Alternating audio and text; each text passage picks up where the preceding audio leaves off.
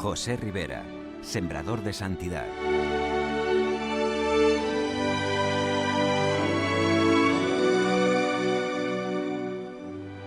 Desde los primeros tiempos de la fe cristiana, la Iglesia Católica busca continuamente entre sus hijos nuevos ejemplos de santidad.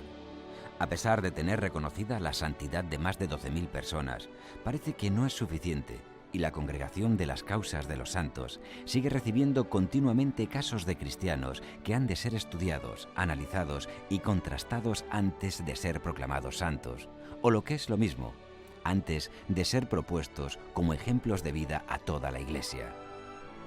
¿Por qué este interés en incrementar la lista de los santos? En primer lugar, porque reconocer la obra de Dios en nosotros es un acto de piedad. Los santos son personas en las que Dios se ha hecho especialmente presente. Al valorar las virtudes de un santo, valoramos esta presencia y acción de Dios, la obra de la gracia. En segundo lugar, porque la santidad es profética. Dios nos habla en la vida de los santos. A través de su testimonio nos quiere decir algo concreto. La vida de cada santo es una actualización de la palabra de Dios en la vida de su época y está dirigida a sus contemporáneos y a las generaciones venideras. Atender a las nuevas manifestaciones de la santidad es una manera de escuchar la voz de Dios sobre nosotros. Uno de los casos que está en las manos de la Congregación de las Causas de los Santos es el de José Rivera Ramírez, sacerdote diocesano de Toledo, que vivió entre 1925 y 1991. En él destacan las dos dimensiones del testimonio que busca la Iglesia al seleccionar los ejemplos a proponer a la comunidad eclesial.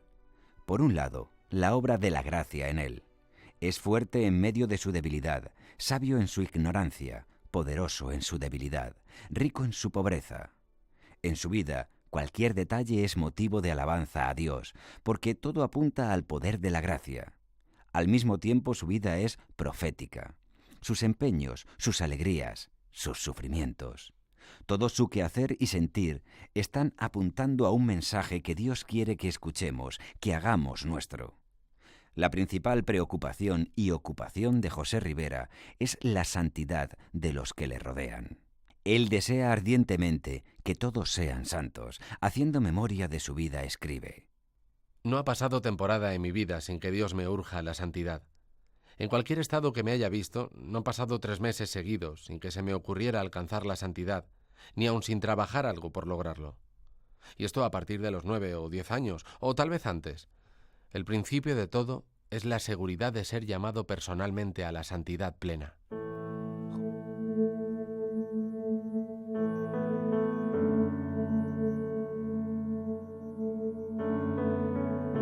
José Rivera nació en Toledo en 1925, en el seno de una familia profundamente religiosa. Su padre, médico, cristiano comprometido con su trabajo, con sus vecinos y con las tareas eclesiales, llegó a ser presidente de la Federación de Padres de Familias Católicos y alcalde de Toledo. Su madre dedicó su vida a sus hijos y se preocupó especialmente de su educación, procurándoles maestros en su misma casa. José era el pequeño de los 4 hijos del matrimonio, 2 hermanos y 2 hermanas. Los 2 mayores, Antonio y Carmelina, con los que se llevaba unos 10 años, ejercieron una notable influencia sobre él. A los 11 años le impacta profundamente el testimonio de la muerte de su hermano Antonio, auténtico apóstol de los jóvenes en los años de la Segunda República, que llegó a ser entonces presidente diocesano de Acción Católica. Antonio murió por las heridas producidas en los últimos días de asedio del Alcázar de Toledo, dando testimonio de heroísmo, caridad y entrega admirables, que le valió el sobrenombre de El Ángel del Alcázar. José Rivera se interroga desde muy joven cómo podría hacer él mejor para que todos los que le rodean puedan crecer en santidad. ¿Qué hacer para que todos sean santos? Una primera respuesta es la aspiración a una santidad heroica. José Rivera siente una llamada fortísima a la santidad personal, ambición que justifica penalidades, privaciones y sufrimientos como el tesoro escondido del Evangelio. Lo que apenas juzgo posible es otro contraste igual, entre el amor de Cristo, su insistencia, su abundancia, y la resistencia mía, agravada, que no aligerada por las acogidas esporádicas. Cada pecado mío, a partir de muy temprano en mi vida, era ya especialmente ofensivo, pues he tenido experiencia de Dios, relativa, por supuesto, desde muy pronto. Recuerdo, por ejemplo, el fervor genuino de mis 7 años, la preparación a la primera comunión con don Acacio, el ambiente de casa, con todas sus deficiencias. Me comunicaba una tendencia a la totalidad, gracias a la santidad de Antonio y a la radicalidad de papá, que yo ciertamente absorbía con todas mis fuerzas. El ambiente allí, la santidad, y hasta antes de la muerte, todos esos años de tantísimo apostolado de los dos. Mi padre era de los padres de familia y presidente de la Junta de Colegios del Padre Manjón. Los dos hermanos mayores, hermano y hermana, Antonio y Carmelina, pues esos no solamente eran religiosos, sino que eran apóstoles, pero apóstoles entregados. Cuando la Acción Católica empezó, pues ellos hacían, a pesar con la dificultad de que su madre tenía miedo, pero hacían propagandas, hacían todo género de estudios, de formación, y eso se hablaba continuamente en la familia. Luego la muerte. Y luego, a continuación, lo mismo. A continuación, ya todos iban a misa diariamente y el ambiente subió mucho más hacia la santidad. Después de la muerte de Antonio, mucho. Cambió completamente. La primera vez que fuimos todos a comulgar fue al día siguiente de morir Antonio. Él siempre nombraba a su hermano como santo. Terminada la Guerra Civil, José se convierte en un activo miembro de la Acción Católica, llegando a ser secretario diocesano de los jóvenes bajo la guía de Manuel Aparici, sucesor de su hermano Antonio. Con 16 años comienza estudios universitarios de Filosofía y Letras en la Universidad Complutense. Se entrega al apostolado juvenil en Acción Católica, bajo la tutela de Aparici, llevando a otros jóvenes a Cristo. Al año siguiente, con 17 años, un impulso nuevo conmueve su vida. Él mismo recordará años después. Me recuerdo, yo, tan casi nada dado a los recuerdos, paseando por la sala que era comedor y meditando a mis 17 años acerca del porvenir. ¿Qué deseo?, me interrogaba. ¿Qué me hace feliz? Y la respuesta que me venía con toda certeza, sin mezcla de inseguridad, de duda alguna, ni vacilaciones de la voluntad, aunque con previsión de futuros malos ratos, era obvia. Cristo. Yo, me decía, necesito conocer amorosamente la realidad, amar con certeza la realidad personal, y tal realidad no podía ser otra que Cristo, la sabiduría y el amor encarnado. Entregado al apostolado juvenil, se encuentra ante una importante dificultad: encontrar sacerdotes santos que acompañen a los jóvenes a su encuentro con Cristo. El sacerdocio se le muestra a José como camino de santidad para el encuentro inmediato con Cristo y de apostolado para llevar a Cristo a todas las almas. En ese momento se siente llamado a la vida sacerdotal.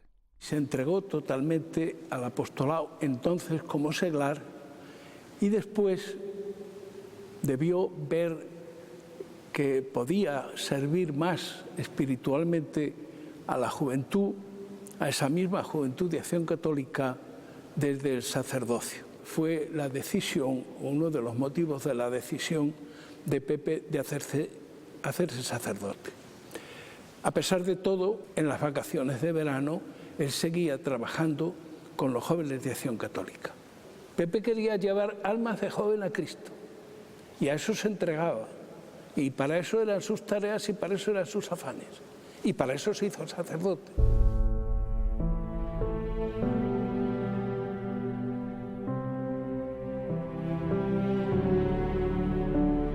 Comienza su vida como seminarista en comillas y después se traslada a Salamanca. En el seminario santanderino recibe la influencia de su director espiritual, el siervo de Dios Padre Nieto, sacerdote jesuita que le sugiere entrar en la Compañía de Jesús, pero el joven José Rivera valora especialmente la misión del sacerdote diocesano. Más tarde, en Salamanca, descubre nuevos horizontes teológicos de la mano de su director espiritual, el siervo de Dios Padre Aldama, también jesuita. Allí recibe las órdenes menores. Tras un periodo de enfermedad que le obliga a interrumpir temporalmente sus estudios, completa la licenciatura en Teología. Es ordenado sacerdote en Toledo el 4 de abril de 1953. Su primer destino es como coadjutor en la parroquia de Santo Tomé, en Toledo, donde empieza a demostrar su celo apostólico y su amor a los pobres. 2 años después es enviado a Totanés, una pequeña parroquia rural toledana de 500 habitantes a la que se entrega con entusiasmo, al estilo del cura de Ars. Sus ayunos, oraciones prolongadas y esfuerzos por el encuentro personal, especialmente con los enfermos y los pobres, dan frutos visibles, pero también quiebran su salud, y al año siguiente debe retirarse y guardar reposo.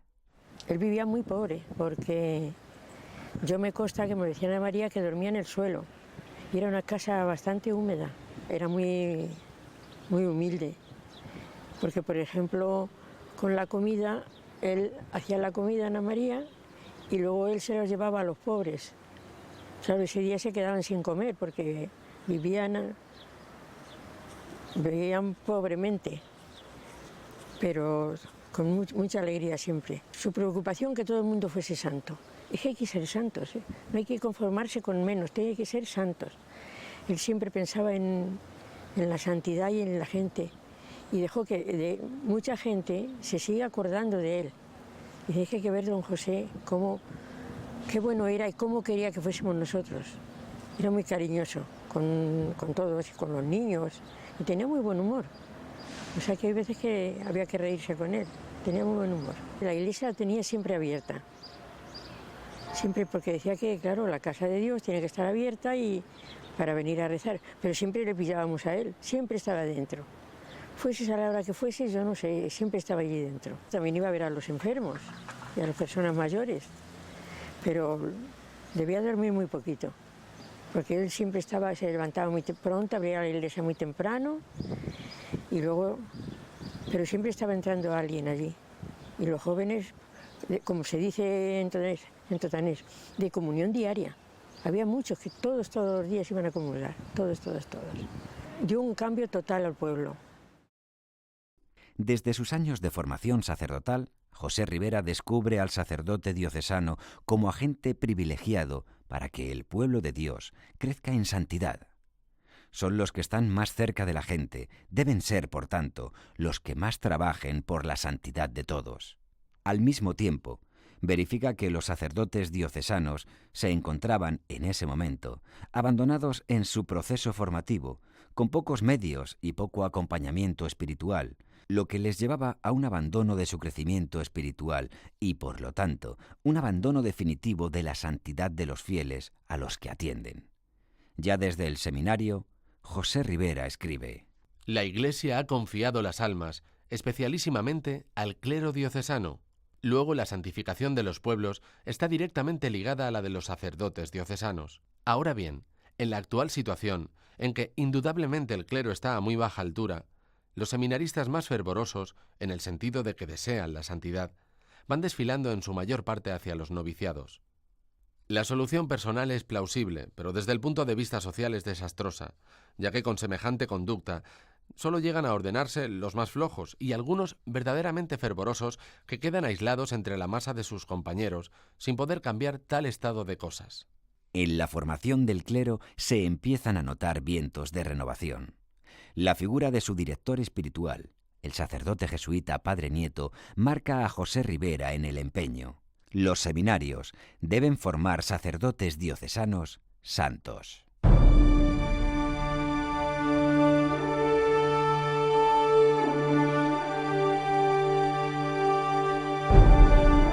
En 1957, con 31 años, repuesto de sus problemas de salud, se hace cargo de la dirección espiritual del colegio El Salvador, para vocaciones tardías en Salamanca.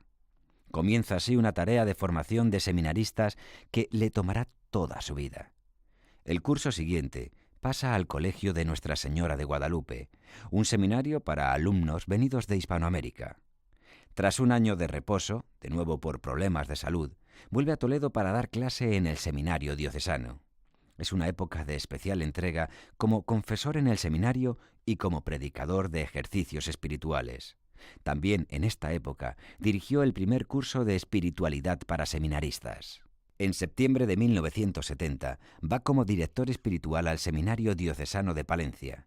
Allí permanecerá 5 años y regresará cuando, en el 75, sea reclamado por don Marcelo González Martín, volviendo al Seminario de Toledo. Organiza cursos de verano para seminaristas y sacerdotes y se entrega a la dirección espiritual. Retoma la idea del curso de espiritualidad y en 1983 promueve la creación de lo que sería el Seminario Santa Leocadia, para la formación sacerdotal de vocaciones de adultos.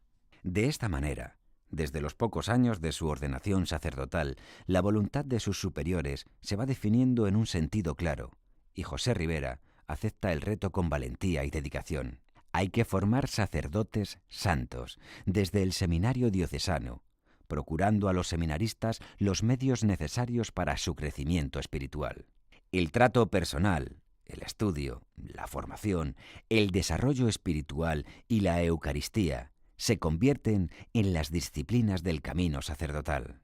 Al amor a la Iglesia, a la liturgia y al magisterio serán los referentes imprescindibles. Horas inacabables de entrevistas personales, de dirección espiritual con los seminaristas y los jóvenes sacerdotes, sus ocultas y dilatadas horas de oración y estudio, su formación amplia y profunda en filosofía, literatura y teología, sus iniciativas de formación espiritual, los cursos de verano para seminaristas y sacerdotes, los cursos de espiritualidad como parte de la formación sacerdotal, sus escritos, sus esquemas, todo enfocado al mismo empeño, el crecimiento espiritual de los seminaristas y sacerdotes hacia la santidad. Porque sólo con sacerdotes santos, la comunidad cristiana, cada uno de los fieles, podrá encontrar la ayuda necesaria en su camino personal hacia la santidad. Dado que me encuentro ante todo en un grupo de sacerdotes con sed real de santidad y que me encuentro literalmente como director espiritual, no puedo dudar del deseo de Cristo de colmarme de gracias eficaces, que operen mi santificación. No se trata de decirles, ellos viven conmigo. Es preciso que puedan imitarme y, por tanto, es preciso que Cristo me haga imitable, que me haga ejemplo. Luego le debo a Él esperar la gracia superabundante de ser hecho tal modelo. Algo que le afloraba como un sueño era ver un presbiterio de sacerdotes santos. Yo veía como al estilo de los grandes santos, San Juan de Ávila u otros santos que ha habido en la historia, que han trabajado especialmente con los sacerdotes porque se han dado cuenta que si los sacerdotes viven en la santidad o plantean su vida en camino de santidad, realmente su apostolado será notoriamente fructuoso. El planteamiento de la formación sacerdotal en el seminario estaba en esa línea y en esa clave. Desde el primer momento, ya en los primeros ejercicios del primer año de seminario, él inoculaba en el corazón el deseo de la santidad. Si no aspiras a la santidad, será casi inútil que aspires a ser sacerdote, porque serás un sacerdote mediocre. Él repetía mucho una frase que tiene el Papa Pío XI y después la repite Pío XII, ¿no? De cómo el sacerdote ya desde su comienzo de ministerio pues debe tener una santidad eximia. Es verdad que luego puede crecer y debe crecer hasta el final, pero no se trata de que el sacerdote llegue a ser santo al final de su vida, sino que sea santo desde el comienzo de su ministerio, porque el ministerio va a ser criar hijos, y criar hijos en la vida espiritual con una fe robusta y adulta por parte de quien los cría, que es el sacerdote, para poder transmitir vida abundante a los fieles que se le confían, y eso desde el primer momento de la ordenación sacerdotal. Así, los seminaristas y los sacerdotes serán modelos de otros. Por eso los pastores deben ser santos. De ahí que José Ribera entienda que sólo desde la cumbre de la santidad puede el sacerdote ejercer esta función santificadora a la que está llamado, y que toda la pastoral deba basarse en la llamada universal a la santidad. 2 preguntas de máxima importancia y consecuencia. ¿Debe, con deber estrictamente necesario, ser santo el pastor? ¿Debe orientar sus faenas pastorales a llevar a la perfección a sus fieles? Y como las respuestas no pueden menos de ser afirmativas, ¿cómo deben entonces plantearse los menesteres pastorales?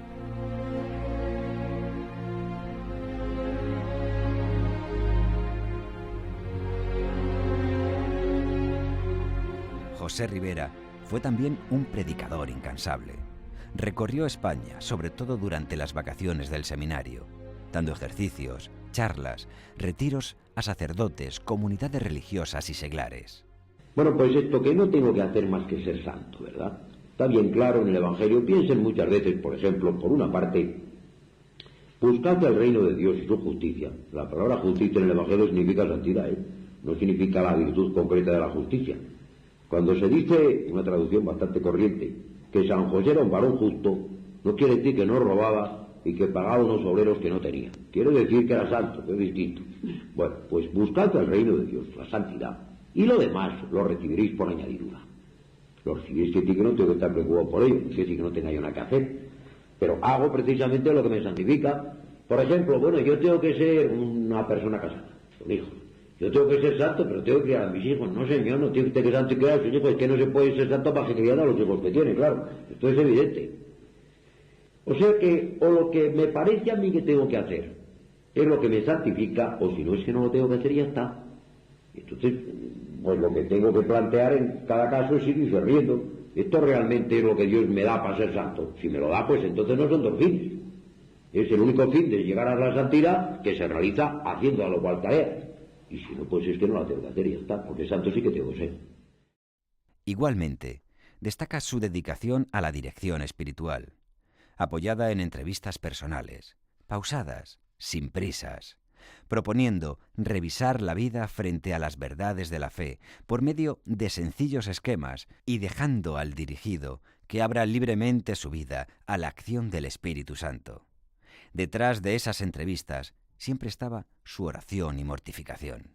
Además de recibir a tantos sacerdotes en su casa a cualquier hora del día o de la noche, él realmente se entrega a la tarea y a la labor de atender a los sacerdotes y especialmente a los de los primeros años de su sacerdocio, cuando está, digamos así, formándose la personalidad sacerdotal en ese contacto directo con el pueblo de Dios. He tenido la gracia de Dios realmente de poderle acompañar en muchos lugares, en muchos sitios, muchos pueblos de la geografía diocesana.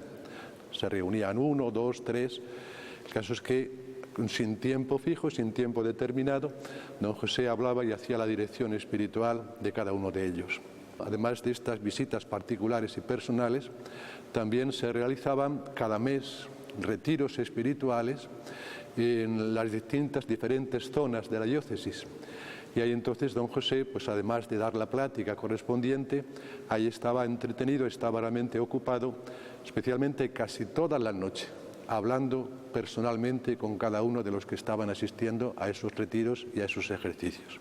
Hay que decir que en estas visitas que hacíamos a los sacerdotes en sus parroquias, todos estos domingos solían ser, pero el día anterior, la noche del sábado al domingo, don José permanecía en vigilia de oración pidiendo precisamente por los frutos de esa visita. Y lo mismo podemos decir también en cuanto a los retiros. Él pasaba las noches enteras hablando con todos y cada uno de los que asistían al retiro. Don José dirigía también a seglares. Él tenía un celo increíble, era por la santidad. Decía que todos debemos aspirar y de ser santos, no buenos, sino santos, que es distinto. La santidad de los seglares, claro, le preocupaba mucho y de hecho era el interés que tenía, por ejemplo, porque todo cristiano comulgase todos los días, recibiese al Señor. Eso demuestra que él lo que quería era que todos fuésemos santos. A cada uno nos trataba con arreglo a lo que cada uno éramos. O sea, que según teníamos el carácter o la forma de ser o la vida que llevábamos, así nos trataba y nunca nos exigía grandes penitencias, todo lo contrario. Era una suavidad total, era, pues eso, una forma de actuar que te animaba a seguir en la dirección. Así fue su vida. José Ribera enseñó con el ejemplo, dando un testimonio heroico del acompañamiento sacerdotal. Sus incansables predicaciones, homilías, charlas, ejercicios, su trato personal en la dirección espiritual, sus sacrificios por los que le necesitaban, cargando sobre sí las cargas de los demás, son ejemplo de este celo pastoral del buen pastor.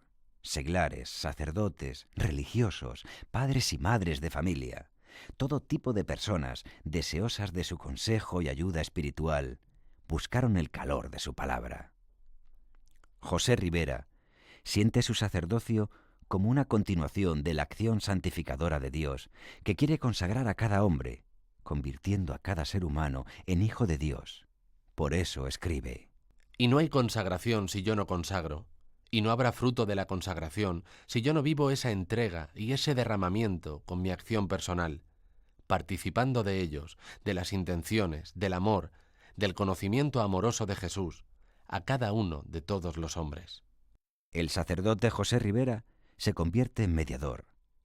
Es su visión de la paternidad sacerdotal. Así lo recoge en su diario. Pues me hallo persuadido de que todavía es posible la plenitud a que fui llamado, que sigo llamado a la misma plenitud, no solo individual, sino personal, de sacerdote, de padre y madre, de familia numerosísima, que todas las personas a quienes Dios me destinó por madre, que Dios me encargó como hijos, parcialmente, desde luego, pero hijos al fin, pueden ser salvadas todavía. Incluso si han muerto ya, habrán sido salvadas, en la plenitud, debida al amor divino por ellas, en la medida que yo viva en adelante, con la plenitud maternal, debida al amor divino por mí.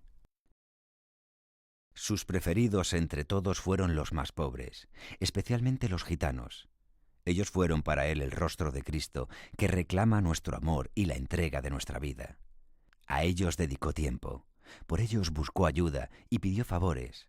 Les dio todo lo que pudo, y en los últimos años de su vida, su entrega llegó a suponerle un desgaste extremo. El amor a los pobres fue uno de los aspectos más llamativos de la vida de José Ribera. Su convicción de que los pobres son, con el obispo y la liturgia, la base de la Iglesia, le llevó a una conclusión inmediata: deben ser ya evangelizados y evangelizadores. Fue un apostolado tremendo el que tuvo con los pobres, sobre todo con los gitanos de la ciudad de Toledo, no solamente para atenderlos materialmente, sino también para atenderlos espiritualmente. Yo he conocido familias que me han contado cómo don José se reunía con ellos en su casa y les enseñaba a rezar. Son temas apostólicos que quizás no estamos muy acostumbrados a hacer. Atendemos a los pobres materialmente, pero quizás no los evangelizamos o no les enseñamos las verdades fundamentales. Él en su pobreza personal, la verdad es que fue un desprendimiento total, hasta el mismo desprendimiento de su cadáver como un signo de pobreza y de desprenderse de todo. Pero después también hay otro aspecto muy importante en el apostolado de la pobreza de don José, que fue la atención a aquellos pobres que psicológicamente se encontraban mal. Pocas personas tienen la paciencia, la misericordia, la capacidad de comprensión, de compasión para atender a personas que tienen desequilibrios psicológicos. Y en ese campo don José tenía una finura especial para atender a los pobres. El lema de don Marcelo, los pobres son evangelizados, él se lo tomaba casi como un lema que tenía que ser propio en su vida.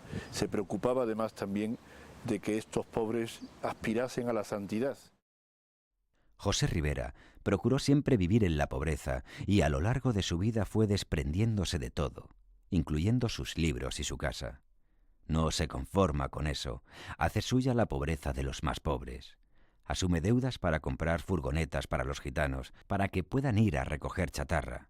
Se hace cargo de sus recibos y pide dinero para los pobres, compartiendo con ellos la vergüenza de la mendicidad. Para acoger a los pobres la Iglesia debe cambiar, para que los pobres puedan acercarse a la Iglesia y encontrarse en su casa, en la casa de Dios, porque lo es. Unas frases suyas pueden explicarnos su celo por el amor a los pobres. ¿Cómo hablar de la Iglesia Madre si en cuanto hay una desgracia, un indigente, la Iglesia no obra maternalmente? No podemos recibir las comunicaciones de Cristo si no le recibimos en todas las formas de comunicación. Ahora bien, es evidente que una de ellas, situada probablemente en la misma línea de la Eucaristía y después de esta, es la presencia cuasi sacramental en los pobres.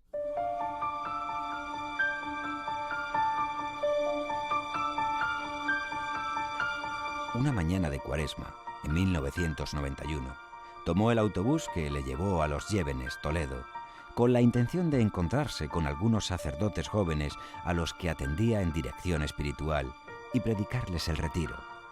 En el trayecto sintió un fuerte dolor, con el que llegó hasta la casa parroquial. Después de ser atendido por el médico del pueblo, es trasladado al hospital de Toledo. Se le diagnostica un infarto de miocardio de carácter muy grave. Pocos días después, el 25 de marzo, lunes santo, entrega su alma a Dios tras haber recibido en plena conciencia los últimos sacramentos. El viernes anterior a su muerte, su hermana Ana María me dijo que pasara yo, como pasaban otros sacerdotes, para darle la absolución sacramental.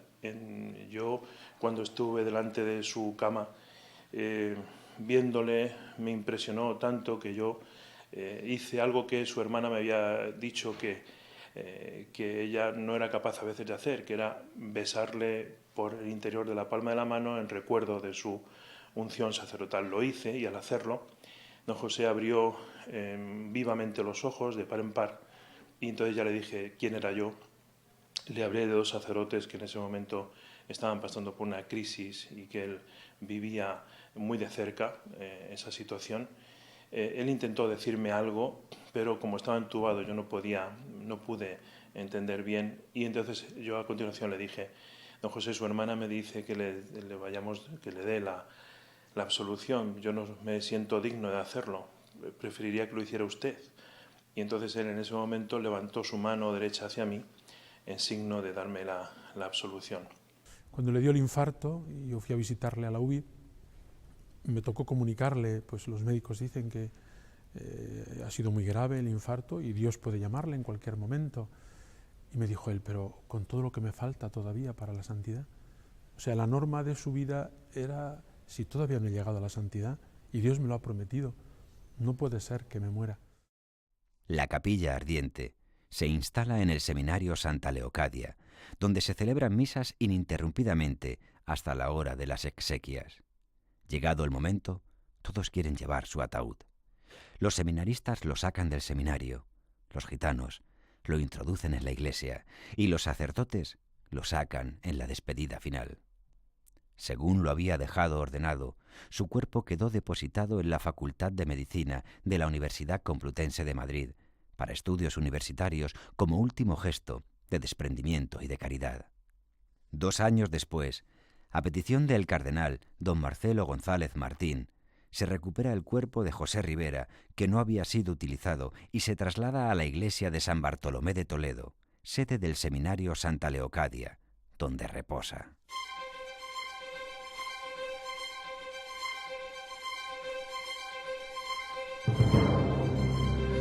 La fama de santidad de José Ribera sigue extendiéndose tras su muerte. El atractivo de su predicación y su testimonio sigue avanzando. Sus escritos y sus predicaciones grabadas van pasando de mano en mano. Muchas personas que no le conocieron ni trataron en vida quedan impresionadas por su vida y por sus palabras y dan testimonio de favores y gracias recibidas por su intercesión. A mí me impresionan muchísimas cosas de don José. Por empezar, por algún sitio, su amor a los pobres ha cambiado en mí el concepto total que yo tenía sobre la pobreza, sobre lo que es dar sin preguntarte qué hacen con lo que tú das. Eso no quiere decir que lo viva bien todavía, sino que sé lo que hay que hacer y hacia dónde hay que apuntar gracias a él. La forma radical que tenía de vivir el amor a Dios y el amor a los hombres, especialmente a los más pobres. Me llamaba la atención la idea, el planteamiento que tenía sobre la santidad, su tensión a la santidad y que esa tensión estaba abierta a todo bautizado, sea laico, sacerdote, consagrado. Quería santidad para la diócesis, santidad para las parroquias. Don José de alguna manera forma parte de mi familia porque mis hijos le conocen, hablamos de él, de las cosas que decía, le rezamos, nos encomendamos a él en muchas ocasiones y cuando las misas que hay anualmente alrededor del 25 de marzo, recordando la fecha de su fallecimiento, procuramos siempre ir, aunque haya que hacer cuadres y aunque sea un poco deprisa todo, porque íbamos toda la familia junta, porque es un momento que casi me atrevería a decir de gracia. Salimos renovados, con ganas de ser mejores. Confiaba en la gracia de Dios. Y esa confianza en la gracia de Dios es la que nos tiene que hacer de, pues pensar que Dios ya cuenta con nuestros fallos, igual que contaba don José con los fallos de la gente, que Dios quiere que sus hijos vayan al cielo y pone los medios necesarios para que sus hijos vayan al cielo. Y para mí, uno de esos medios que ha puesto Dios es don José Ribera. Los tres pilares de su predicación y de su vida: su amor a la Iglesia, concretada en el obispo y la diócesis; su pasión por la liturgia, como fuente de vida; y su entrega a los pobres como camino de encuentro con Cristo, son un testimonio poderoso y atractivo para los cristianos de hoy. José Ribera creyó en la vocación universal a la santidad, tanto para procurar su propia santificación personal como para darlo todo para que todos sean santos, viviéndolo como dos facetas de una única realidad.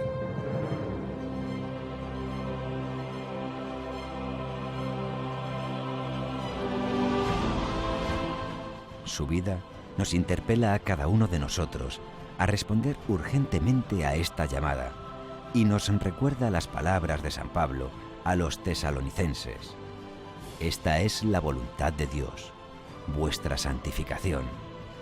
Con sus versos expresa mejor la radicalidad y totalidad de esta llamada. ¿Qué le importan al alma vanidades que quieren ofrecer a su contento, si anclado tiene ya su pensamiento en la sola verdad de las verdades? No le aterran furiosas tempestades en el mar interior del sentimiento, ni teme ya si en huracán violento la sacuden ajenas mezquindades. No importa que en redor el mundo ruja, no importa que la frágil barca cruja, ni que duerma el Señor, sueño profundo. En la fe sostenida, el alma espera. Un día, no sé cuándo, cuando Él quiera, la voz me salvará, que vence al mundo.